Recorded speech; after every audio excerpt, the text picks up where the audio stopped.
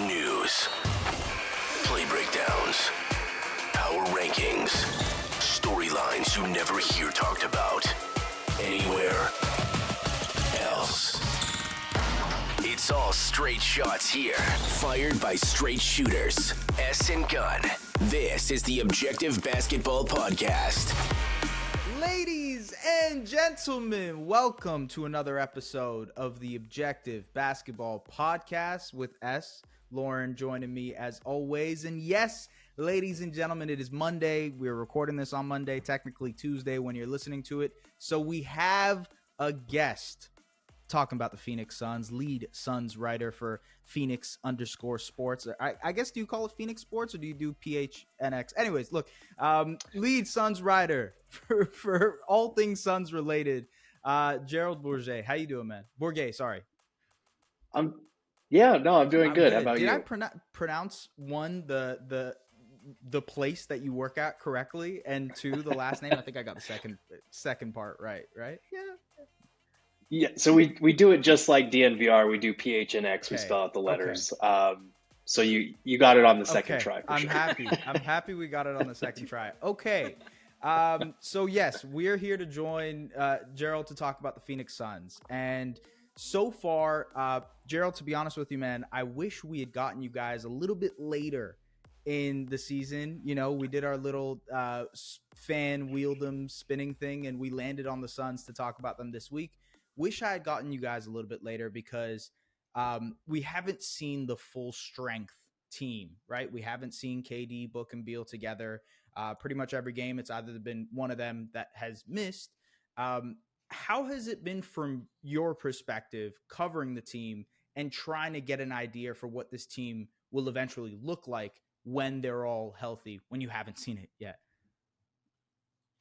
Yeah, it's been tough. The vibes around here are not fantastic right now. A lot of fans were worried about the health of the big three coming into the season, and we only got to see glimpses of what those three could look like on the court together during preseason. And it was great, but preseason is preseason. You can only take so much from it. And to start the season, Beal's only played 3 games. Devin Booker's only played 2.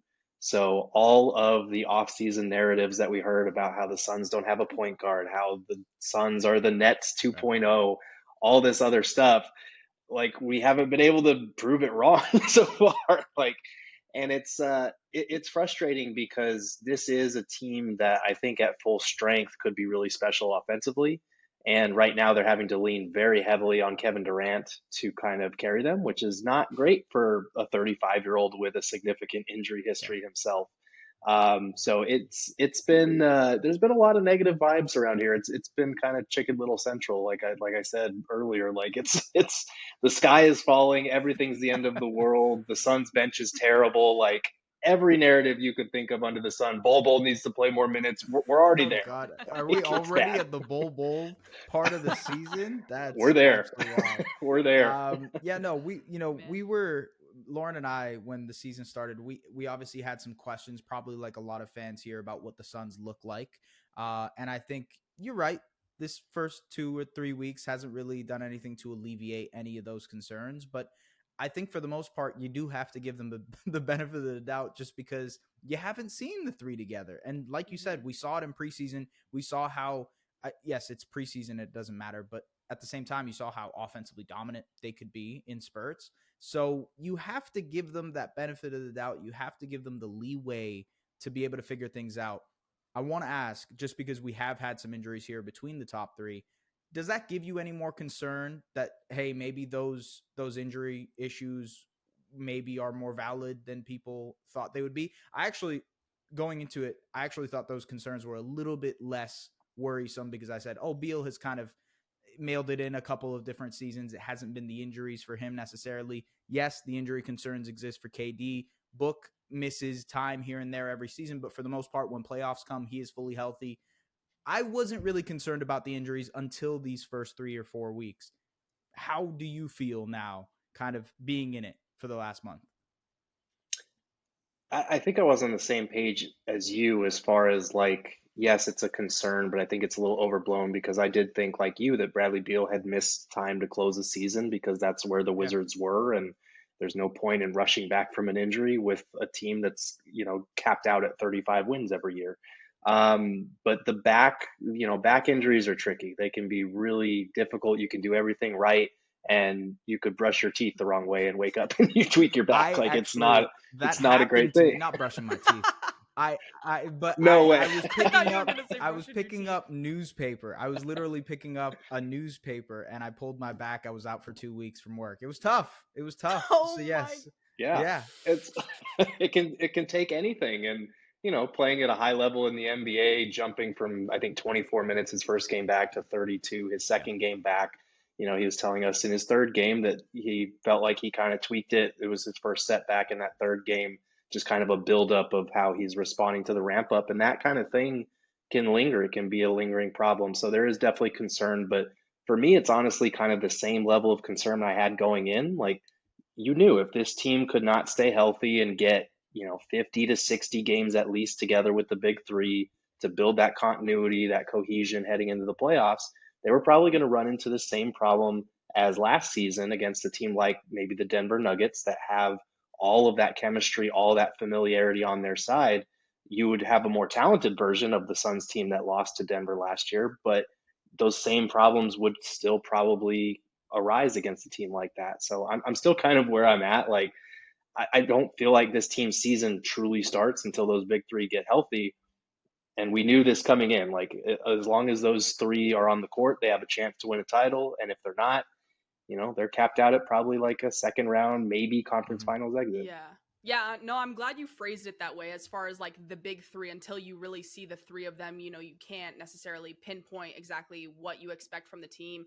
As far as it being early on in the season with a long-term outlook, is this the sort of situation where it's like, we just got to get to the playoffs? Because obviously you hear some of these teams that have these big top heavy guys, and I'm not saying Phoenix is necessarily just that, but I think with a team like Phoenix and with these three individuals, I think you might from the outside feel stronger about those three as a trio and who they are than maybe some of these more recent trios. And so for Phoenix, even though they've gotten off to maybe a little bit of an underwhelming start, with the injuries considered, do you think that they're just fine to sort of be like, whatever happens in the regular season happens, we'll build as much continuity as we can with some of the lineups and making changes from here, like within the rotation? Do you trust this trio enough to be like, let's just see where we're at come playoff time? Or do you think that they need to kind of be evaluating things maybe a little bit early on in the regular season? Yeah, that's a great question. And I think with this big three, I've been higher on this big three than a lot of big threes we've seen in the Mm-hmm. recent past, just because these are three guys that can play on or off the ball. They make the right pass. They can score. They can get you a bucket at any time in ISO. They can ground, a bench heavy unit if you Mhm. stagger them. But playing together, like, they're very interchangeable in terms of all being good spot up shooters, all being adept in the pick and roll, all being good playmakers and drivers, and all of these different attributes that they bring. It gives, Frank Vogel and Kevin Young a lot of interchangeability in what they can plan on offense. So I think to a certain extent, as long as you get them out on the court for some amount of time during the regular season to just build that familiarity, I think you can give anybody a run for their money in a 7 game series. But, like I said, that continuity, especially against a team like a Denver, who, as of right now, there's no reason to remove them from kind of the title favorite spot in the West. Like, that's a team that you're going to have to run into, and star power alone is not going to save you in a series like that. So it's one of those things. You definitely need those guys healthy to build habits. And also, I'll say this, like, it's not just the big three either. Like, the role players for the Suns have been thrown into drastically different roles than they're going to occupy when Devin Booker's out there running the point, or when Bradley Beal is, 100% or something like that. Like, Grayson Allen and Eric Gordon have been functioning as starting point guards basically, which is not what they're going to be asked to do. Those are great secondary playmakers and spot up shooters, but they're needing them to be drivers, to be pick and roll guys, like all these Yeah. different things that you normally wouldn't expect of them. And there's going to be the readjustment process when you get used to having to do those things. And then those guys come back, and now you got to figure out, okay, how am I going to play off of this guy and that guy?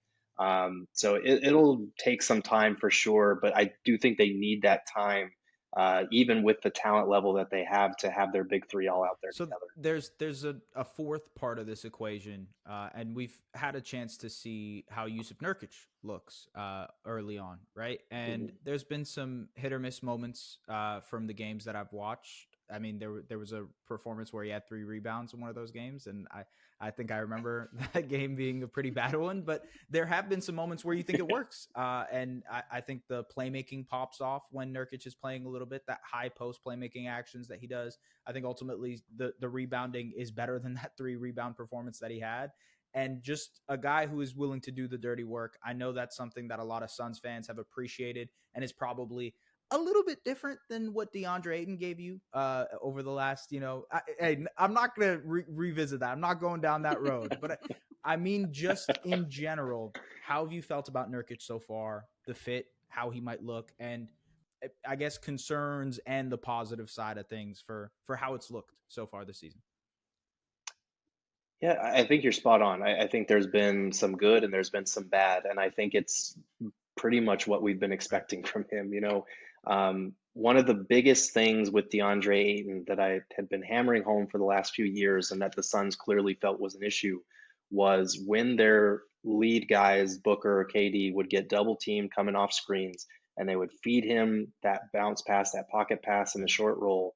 DA would short circuit with a low man in front of the basket, and it would 9 times out of 10 be a pull up mid range jumper with still space to drive or some sort of issue to be forced. Like, I think he's only been to the free throw line 3 times this year in Portland, and that's very much something that here in Phoenix, it was like just take one power dribble and go up strong, draw a foul. He's a great Right. finisher at the rim, but he just doesn't have that short roll element to his game.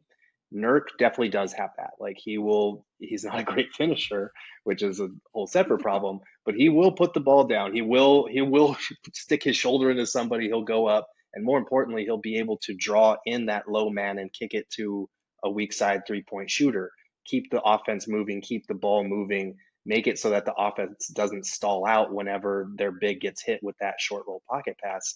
And we've seen him kind of facilitate at the top of the key as well. He's a good dribble handoff guy. He sets sturdy screens. He's able to throw, one-handed passes over the top that DA, those were always two-handed overhand bullet passes to the corner. That really helps open things up in your offense, because when you think about Beal, Book, and KD, those guys are all going to get blitzed coming off screens and stuff like that. So having a guy that can keep the offense flowing there is huge. He is a much worse finisher than DA, and that's something we're seeing early on. I think he was shooting like 50% at the rim before the last game or so, and it hasn't gotten better. I'll tell you that. So it's one of those things where he's never been a great finisher, but you hope that playing with the big three fully healthy will unlock more of his skill set, give him more space to work with. Because right now he's another guy that's kind of being asked to do more than I think he will once the big three are healthy. And then defensively, those concerns are always going Yeah. to be there. Like, I don't know if he's going to be able to survive in late and tight playoff games. I don't know if Drew Eubanks is the answer, if KD at the 5 is the answer, if this is something they might have to revisit on the trade market, because he's Oh, trying. Like, I saw Vogel is one Lauren of those guys smile. that's I saw gonna Lauren I'm he's smile. glad you said he's trying. I, he's trying. Like, Vogel's gonna do his best to get him to right. execute the scheme. And when he's up to the level, they've tried some creative things like pre-rotating to cut off those passing avenues and give him time to get back and recover. But at the end of the day, like, teams in the playoffs, they're going to target that mercilessly. They're going to get him switched onto their ball handlers, and he's going to be barbecue chicken in some of those instances. So it's still definitely a concern based on what we've seen. What role player has popped out to you the most? Because I think because of the injuries, you've seen an extended run, like you mentioned, guys being in roles that maybe they didn't imagine themselves being in. We've had a few different looks at different types of starting lineups. Keita Bates-Diop, started. I think Eric Gordon started a couple of games. You had Josh Okogie, who started a few games. So they've mixed it up a bunch. Who has kind of stood out to you as far as role players on the Suns team? That's a tough one because there hasn't been a ton of consistency. I would probably just say Grayson Allen by Okay. default. I was kind of high on him coming in, and I think a lot of people here undersold the fact that, like, this was a guy that started 70 games for the best regular season Mhm. team in the NBA last year. Yeah. Like, he's not I felt like him being in a 6-man role would be really good for this team. He's had to step up and be a starter for the most part. And he's shooting, I think, like 48% or 49% from three to start the year. He's been really capitalizing on the space. And his 3-point shooting would be phenomenal if, like, his home and away splits weren't so bad, and if the fourth quarters hadn't been so bad. Like, I'm sure we'll talk about the fourth quarter stuff, but it's he's really stepped up as a driver, as a playmaker, and as a 3-point shooter. He's very reliable. So it would probably be him by default, just because we've seen really high highs from some of the guys. Like Eric Gordon had like a 25-point game. Drew Eubanks last night had like 15 off the bench. Yuta Watanabe's had a couple games where he shot really well, but then the next game, some of these guys just disappear. So it's very much at the stage like they're trying to figure out their roles, and having those roles change on a night-to-night basis so far isn't helping with that. Makes sense. I guess since we're on the topic of the fourth quarter, let's talk about it now. Last night against the Oklahoma City Thunder, and it wasn't the first game that it's looked like this, but it just wasn't good. The turnovers were very, very not even out of place. I just think that like some of the offensive execution is not there right now. You mentioned the fact that they are running, at the beginning of this podcast, you mentioned how much they're running things through Kevin Durant. And while that works well when you have Beal and Booker on the floor and guys who can spread the floor for you and are equal or better threats, with the ball in their hands, I think it's a lot tougher when you're asking him to come off of a million different pin downs, and that is, the bulk of your offense, or it's the high post action and they're running like a rip veer, similar to what like the Nuggets like to run, where you get the switch and then they dump it off into the post. Like there's different elements that I think the Nuggets can touch on that maybe they aren't touching on in their offensive execution. That's just not there in the fourth quarter. But you detailed just what's going on with the fourth quarter. So I guess break it down for people.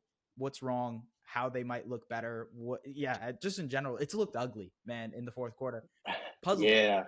I was up till 6 a.m. writing my dissertation on the Suns' fourth quarter offense through 10 games without their big three. So that's what my life looks like these days. But no, it's just a myriad of problems, to be honest. Like, obviously not having Devin Booker, he's, as much as Kevin Durant has been phenomenal and is probably their best individual player, like Devin Booker is the straw that stirs the drink for this team, not just because he's running the point, but because he takes so much pressure off KD to be able to get the ball in more favorable spots.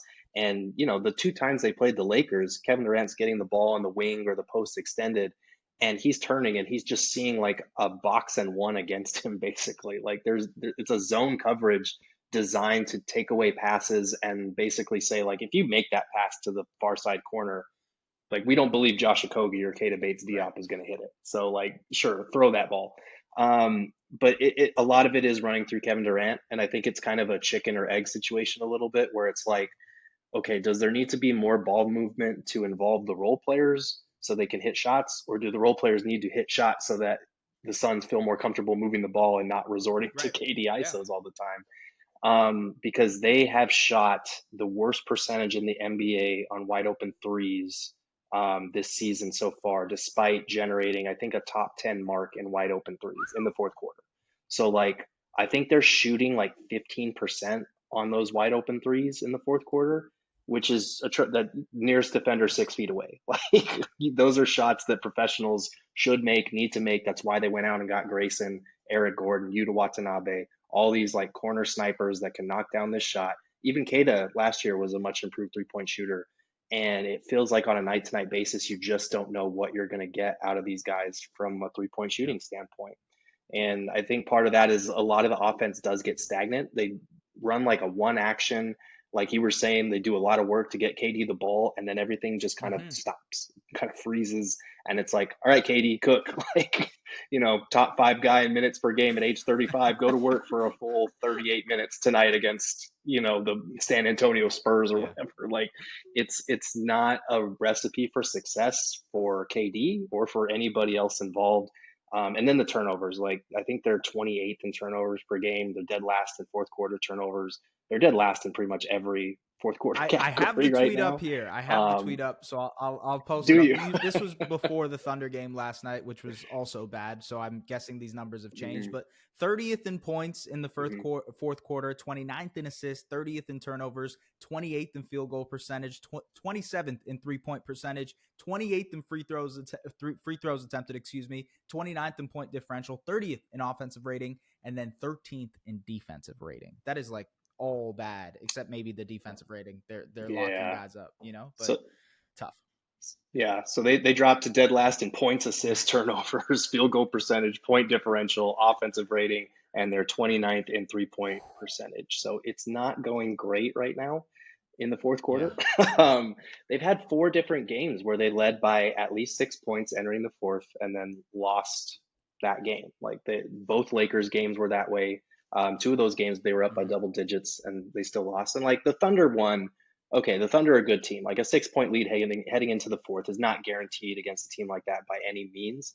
But when you shoot 2 for 21 in that quarter, like it goes so far beyond, especially because you have Durant and you have a semi-healthy Beal Yeah. out there. Like a lot has to change offensively, and I know this has been a complaint about Vogel, and he's very good defensively, offensively, maybe not so much. But that's why they made Kevin Young the highest paid assistant coach Right. in the NBA, like for this reason. There needs to be more activity. There needs to be more second actions after the first one falls through, because it really does feel like if that first action isn't there, they're just going to devolve into, okay, Right. KD, go I save will us. say, I do think the ball does stick a little bit.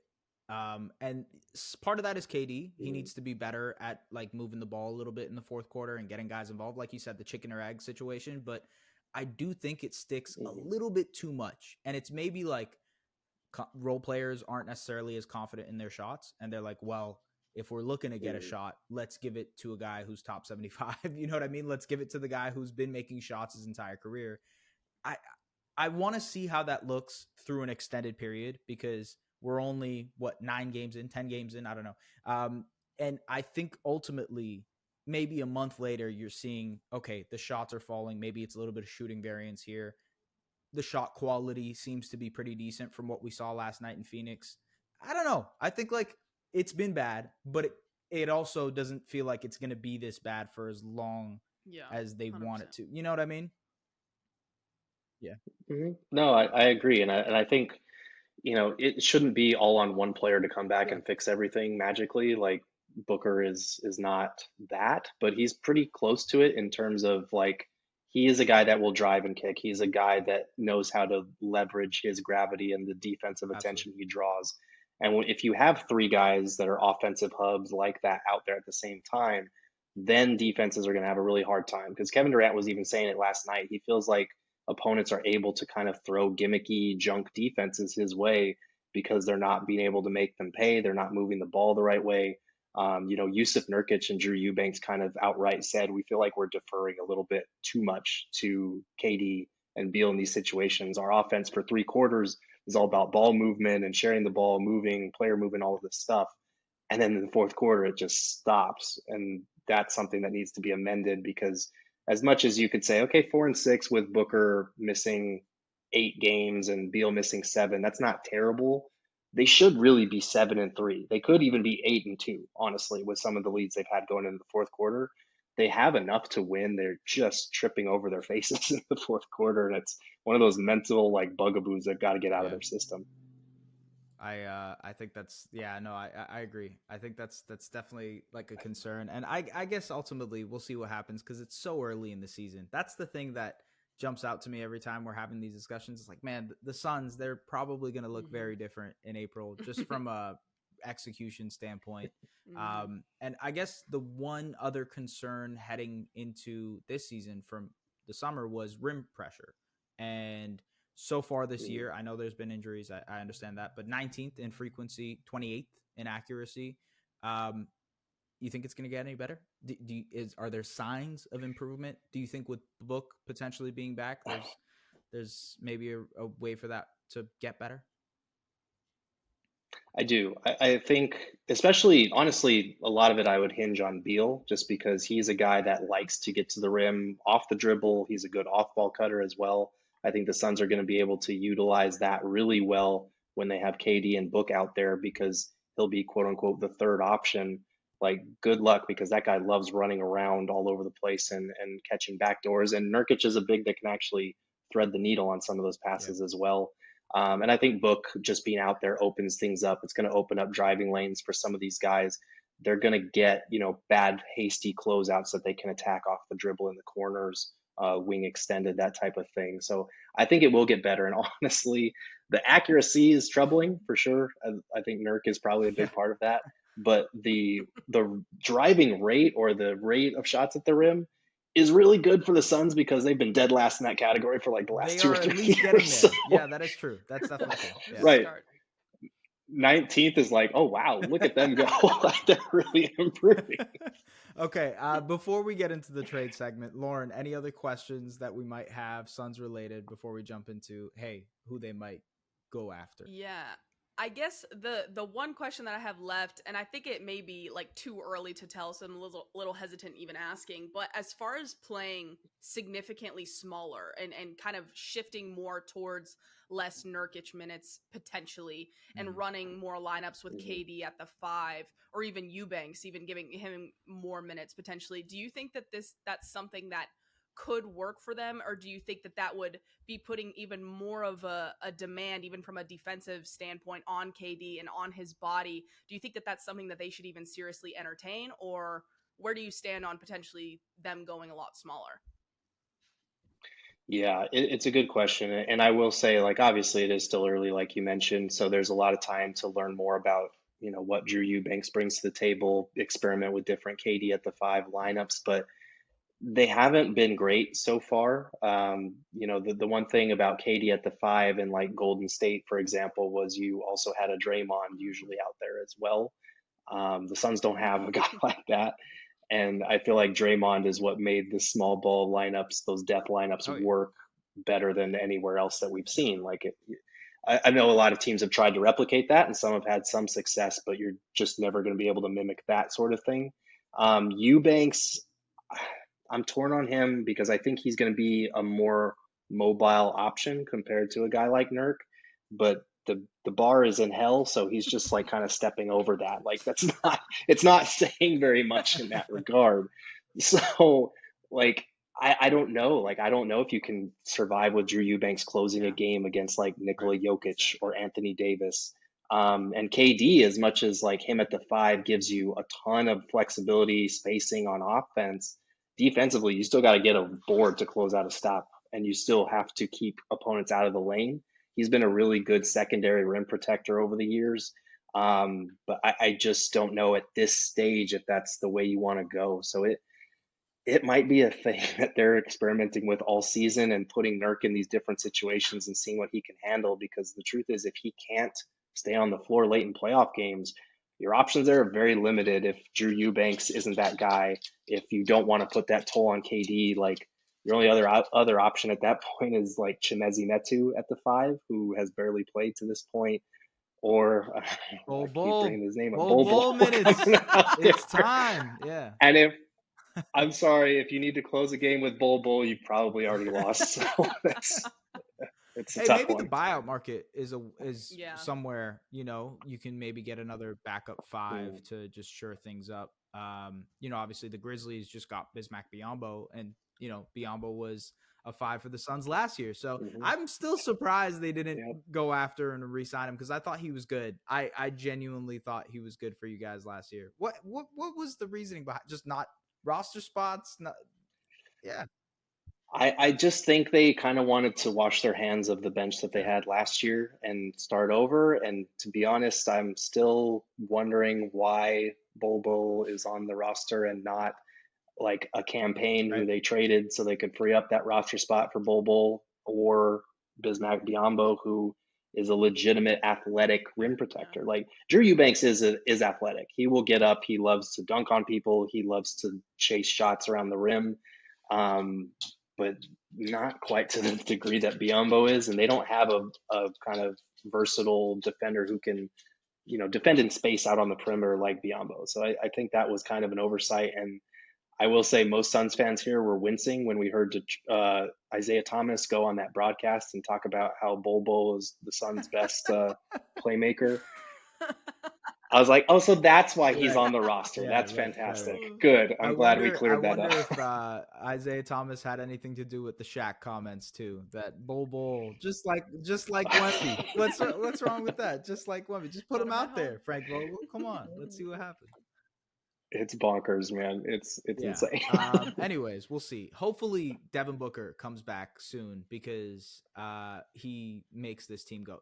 Like you said, the straw that stirs the drink. I don't know why that was so difficult for me to say, but yes, he is the guy that kind of makes everything move for the Suns team. And yeah, they're going to need him. They're going to need them all at full health for this team to look how they're supposed to. So, okay, Lauren, it is your time. It is your time to shine. Talk to us about potential trades. I know you said there weren't any too crazy spicy ones, but let's see.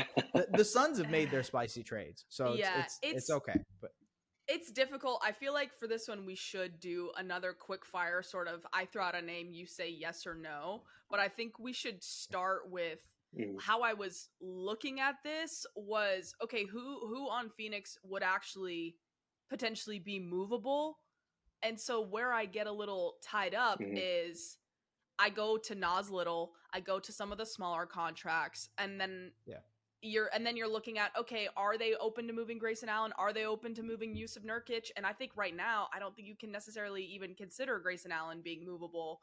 Maybe I'm wrong there, and then maybe time will tell with Nurkic. But as far as most of these are centered around Nas Little plus filling money with some smaller contracts. So with that in mind, we will do a quick fire yes or no to the names. Are you ready? Okay. First up, I'm ready. Is a reunion with Alec Burks. Sorry, you cut out Alec Burks. Is that what you said? Okay. Yes. You would be open to that. You would be open to that. Okay. I would be open to that. Okay, we're gonna keep it going. Yeah. Okay, I've got Royce O'Neal. I'm gonna say no. I think on the wing they'll be okay. Okay, then we'll switch to the guard position. What about Monty Morris? Yeah. It's so tough because I really like having like Josh Okogie and Jordan Goodwin to just throw at opposing backcourts and be like, clamp them up, irritate the hell out of them. But playing them at the same time, your spacing is dead. And like, I don't know if there's enough room for both of them in the rotation if they're not sharing the court, if that makes sense. So, and I do think like, as much as I've said, like Book is their actual point guard, I think the playmaking will be better when he's back.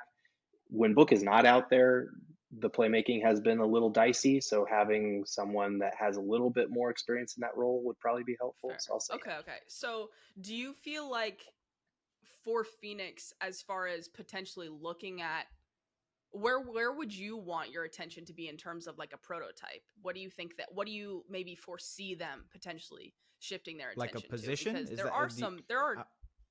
go ahead. No, I was just gonna say like positionally. Are we talking like positionally, size wise? Because there are so many different options. I think the most intriguing option to me is a Nas Little plus a few second round picks for a Jayshawn Tate and Reggie Bullock. I think that's something that could be really intriguing for Phoenix. That would be very nice. Yeah, that would be nice. But that would slap. Yeah. And I think that those are two guys that Houston could see as like very, very expendable. And so it's the moves like that I'm like, I can see Phoenix sort of shoring up the roster that way, but I'm not sure if they're looking at like, hey, we're not going to necessarily need more big wings. We're going to maybe need to go for a bigger swing and to think about, replacing Yusuf Nurkic with a Jared Allen type prototype. Right. No, I think for them, the two positions that they would probably look at, I do love that trait that you brought up, but I think there are two positions that they'll probably look at first would be the point guard position for more of a traditional kind of playmaker since they don't have one outside of Booker in that regard. And TJ McConnell is a name that has come up in the past. I know when the Suns were negotiating the DeAndre Ayton trade with the Blazers, that for a hot minute there, the Pacers were involved in those talks, and TJ McConnell was the guy that the Suns wanted. Fair. So he's definitely a guy that's on their radar, and he's kind of, I haven't checked his numbers recently, but I felt like to start the season he was kind of wasting away because they've got Halliburton, they got Nembhard. Yeah. So he's a guy that, experienced pro, could come in, run an offense, give you defense, knock down a spot up three every now and then. That's what they would want. And then the bigger swing is like, if you need to find a Nurkic replacement, if this experiment goes badly, if you need, or not even just a replacement, but someone that you can trust to close games behind him, that is easier said than done, though, because, Nurkic's trade value was already not high entering the season. It's not going to be any higher if the Suns are like, yeah, we're going to dump this guy 4 months into his tenure here. Please give us something good for him. Like, here's a handful of second round picks. What's going to go? I'm looking at just like big men in the league right now, just to see like who maybe potentially, and not even as a Nurkic replacement, just like as like a supplement to what he can do. The Hawks with Clint Capela, maybe, that seems like something, because they're ready to move on to Onyeka Okongwu. He's going to be an expiring. Like, maybe Clint Capela can be had. And I think ultimately maybe you can keep Nurkic and still go out and get him. That could make, maybe so. Yeah. Okay.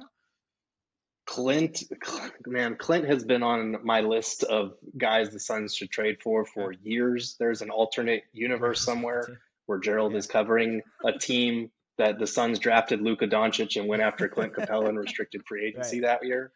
We don't need to talk about that, Gerald, because he's living the good life. But like, I do think he would be great. Like, I think there are a lot of Suns fans that are probably praying for the Hawks' downfall this season so that a guy like that is on the market, because he would be kind of ideal. He would fill the DeAndre Ayton role of setting screens, being a roller, being a rim protector, rebounder, that type of thing, and also fill the role that DA could not, in terms of like, he doesn't care about touches. He's not here to, try to expand his offensive game or prove himself as a number one pick. He wants to win a title, and that's the most important thing. So a Capela would be kind of the best case scenario if mid-season you need to pivot away from Nurkic as your starting. I have two more for you. Daniel Gafford or Kelly Olynyk. These are two teams that, like, they're not trying to win. Maybe they can go and get out something for those guys. Gafford is obviously the starting center for the Wizards. I'm going to be watching him tonight with the Raptors. But, maybe something there. Olynyk, he's an expiring. The Jazz are probably going to look for whoever can be the highest bidder there. Maybe two guys that can work, right?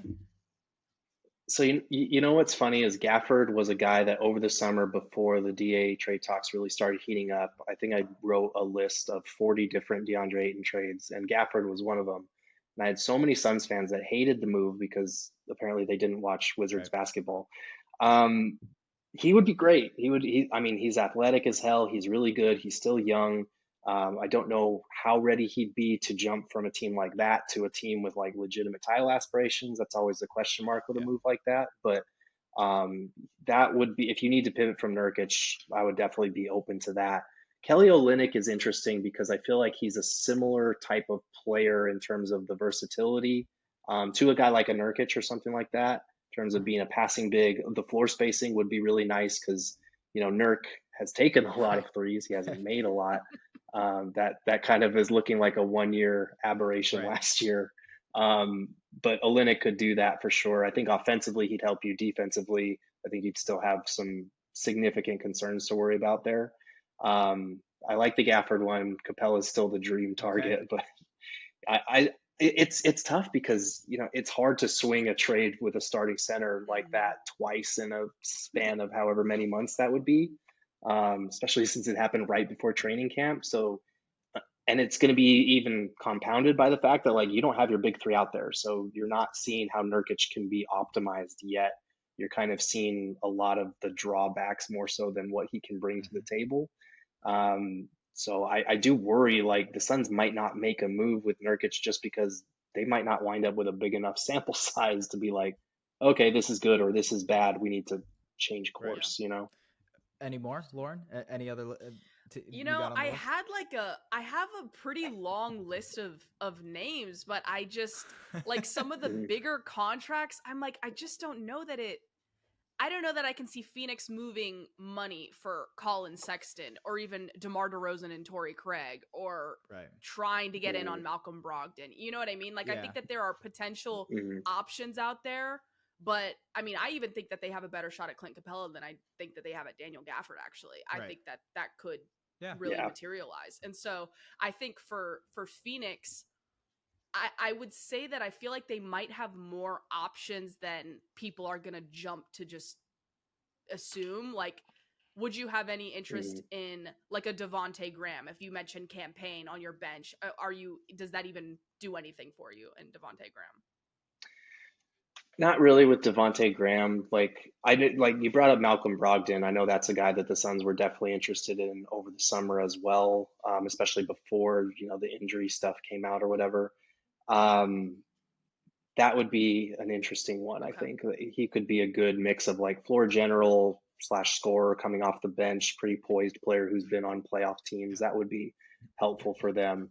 I know that they were interested in DeMar DeRozan before the Bradley Beal thing happened. I think at this point that'd probably be a little redundant. It would be hilarious if James Jones traded for Torrey Craig at the trade deadline for the third year in a row. I wouldn't be opposed to it, but it'd be wild. It'd be peak comedy for me. And I doubt they have the guns to go after Alex Caruso because he would be perfect he'd be great. I'll say this. This is the last year I believe the Suns can aggregate contracts. So because they're heading into second tax apron, new CBA, all that stuff, they won't be able to aggregate all of these contracts to trade. So maybe that is an incentive for them to actually make some kind of move. Which again, to Lauren's point there, what that move is, how big, how grandiose of a move they want to do, I don't know. Yeah, I mean, I know that Matt Ishbia is going to be aggressive. He's going to, like we've seen it twice already. I was one of the people that when the Bradley Beal rumors first came out, I was like, that doesn't make sense. They wouldn't do that. And then 24 hours later, it was like, sure, why the hell not? Like, I guess he wanted to come here, so now he's here. So you never know when you have an owner like that and you have an attractive destination like Phoenix. Like, as much as Devin Booker seems to be like a controversial star or not as well liked on Twitter, like guys around the league really respect him and rock with him. Like, is Devin Booker not we've seen well Chris liked? Paul. Is that it's got to be just on Mavs Twitter. It's just got to be Mavs Twitter coming your way. I mean, they hate him. I mean, it's partly Mavs Twitter. I think Lakers Twitter. I feel like a lot of people don't mess with Devin Booker that way, and I don't know if it was because of the Kendall Jenner thing, if it was because of the 70-point scoring night and a loss, all that stuff. It could also be that Suns fans can be kind of obnoxious sometimes, and we've been screaming at the top of our lungs for years that, like, give this guy talent, and I promise he's actually good. But yeah, it's one of those things where guys around the league love Devin Booker. They like hanging out with him, playing with him, whatever. So I think between those three, Frank Vogel, an aggressive owner who they know is going to be willing to pay up for their services, it's a place that guys will want to go. I don't know, if a Clint Capela has the staying power to be like, I want to go to Phoenix, but I don't because I don't like Devin Booker. Right, right, no, right. That's a new thing to me. I don't know. Listen, on this side, I like Devin Booker. I'm a big fan. Yeah, okay, big fan. He is, pretty much every step of the way. That man has proved people wrong in terms of like what the narrative around him is. So I expect that to continue, to be honest with you. And I'm excited to watch the Phoenix Suns when they are fully healthy, Gerald, when there are, fingers crossed at this point. That is true. We have to have our fingers crossed because who knows? You never know what happens. Lauren, anything else before I get Gerald to plug himself away and we get out of here? I mean, if the bar is in hell, the only place to go is up, right? Yeah. You're right. The vibes got to be good. Gotta be good. Exactly. We're on the up and up. Here we go. Winners work, losers grind, baby. There you go. There you go. Yeah. There you go. Okay, Gerald, anything you got going on? Anything you want to kind of plug or push before we get out of here? Yeah, absolutely. Appreciate that. If you are interested in reading more about the Suns' fourth quarter struggles or any of the Suns content that I put out, I usually write 3 to 4 articles a week. It's all over at gophnx.com. If you are interested in Suns podcasts, we have our daily podcast, the PHNX Suns podcast, wherever you get your pods. And then you can follow me on Twitter at Gerald Bourguet. Perfect. Amazing. Wonderful. Perfect. Love it. Good luck with the Phoenix Suns season, my guy. We will be following along as always. And thank you very much for everybody else who has tapped into the Objective Basketball Podcast. As always, do the liking, do the subscribing, do the reviewing you guys usually do. And we will be back later in this week to talk about the Raptors and the Mavericks, as we usually do at the end of this thing. So thank you very much. Take care.